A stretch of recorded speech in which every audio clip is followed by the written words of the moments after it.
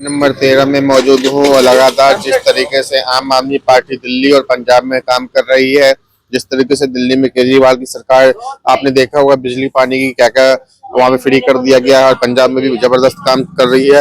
वैसा ही सुविधा अगर आपको चाहिए ऋषिकेश नगर निगम में, तो यहाँ से भी हमारे भाई जी उतरे हुए वार्ड नंबर 13 से। क्या उद्देश्य, क्या मुद्दा है? पहले तो मैं सभी को मेरी तरफ से प्रणाम।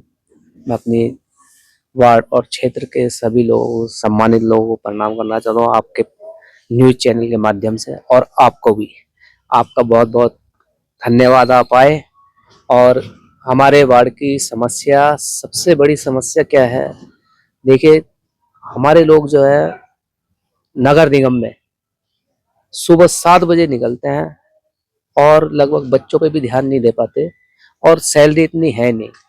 सबसे बड़ा मुद्दा है हमारा सैलरी का लेकर। हमारे समाज में जो क्या है 10-15 हजार क्योंकि मैं जहां तक देख रहा हूँ यहाँ पे पूरे नगर निगम को साफ करने वाले सफाई कर्मचारी रहते हैं, जो पूरे नगर निगम को साफ करते हैं, लेकिन उनका ही इलाका इतना खराब होता जा रहा है, बताने लायक नहीं है। तो इसमें जो है हमारा सबसे पहला मुद्दा है कि ठेका सफाई, जो ठेका चलता है हमारे नगर निगम में कॉन्ट्रैक्ट, सबसे पहले उस पर मेरी लड़ाई है। लड़ाई इस मुद्दे पे है कि ठेका प्रथा समाप्त की जाए, क्योंकि हर विभाग में लगभग सब हर तरह की नियुक्ति होती है। एक नगर निगम ऐसा है जिसमें कि सफाई कर्मचारी अपने पूरे 60 वर्ष दे गया है, लगभग पूरी जिंदगी खपा देता है, और वो भी पूरे 60 वर्ष नहीं खींच पाता, क्योंकि ये सफाई का काम ऐसा है, कई तरह की बीमारी भी लगती है इसमें। तो इसमें सबसे बड़ा मुद्दा, सबसे पहला है हमारी ठेका प्रथा खत्म करनी।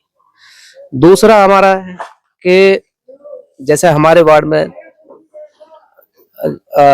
नालियों की समस्या है, कुछ सड़कों की समस्या है, जो कई साल से पार्षद भी रहे हैं, जो कहीं हुआ भी नहीं है कई जगह। तो इसमें कुछ कुछ परिवर्तन। दूसरा, हमारे यहाँ सबसे ज्यादा योजनाएं समाज कल्याण से आती है एससी कोटे के लिए, मगर उसका लाभ नहीं मिल पाता। और दूसरी बात, कोई हमारे इतने, देखो नगर निगम में इतनी योजनाएं आती हैं और इतना हमारे सफाई कर्मचारी, हमारे समाज के लिए इतना आता है, समाज कल्याण में सरकार इतना दे रही है, मगर उस पे अभी तक हमारे लोगों को उसका लाभ नहीं मिलता है। कुल मिला के कुछ मुद्दे ऐसे हैं, बीपीएल कार्ड के भी है, जो कि हमारे इस वार्ड में एक वाल्मीकि बस्ती में कि बीपीएल कार्ड किसी का नहीं है, जिसमें कि सबसे पहले मायना, सबसे पहला हक इस समाज को है, क्योंकि ये समाज ऐसा समाज है, ये पूरे शहर की गंदगी साफ करता है।